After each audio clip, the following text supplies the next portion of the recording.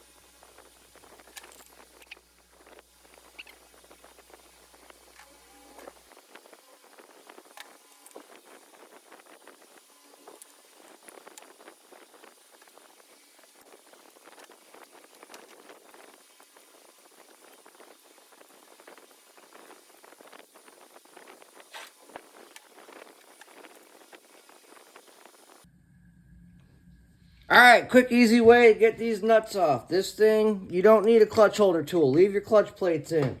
This one's going back together. You put pressure on the clutch plates. See? Barely spins at all. You just need a little bit of pressure on the clutch plates. They will hold everything together. It goes tight, loosens up. That's it. You're done. Don't forget, hit that subscribe button, like button, and throw a comment in there.